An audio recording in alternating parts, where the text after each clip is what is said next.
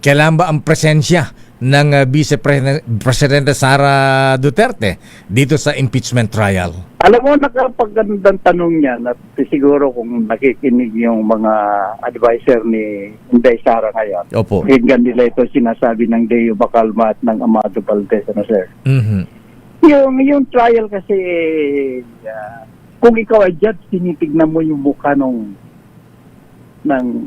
Nasasakdal, ng akusado, or respondent. kung paano siya nagre-respond noon sa pinapakita yung milyon-milyon. Mhm. Paano nagre-respond? Anong tsura niya? Namumula ba siya? Mhm. Parang wala ba siyang kasalanan? Naka-ismid ba siya?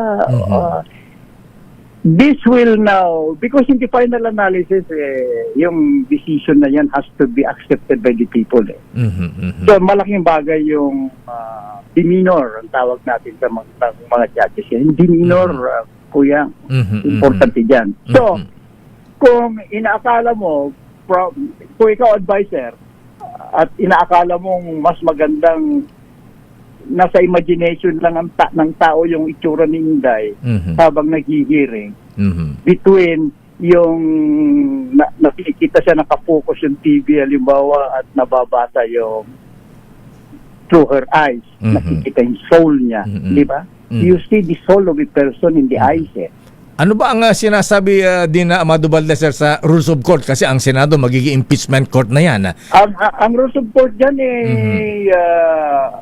supplementary. Ayun ko kung ano yung, kasi binabago-bago rin nila yung he can waive it Hindi siya magsabi na I waive my present and but pero it's a right to be present.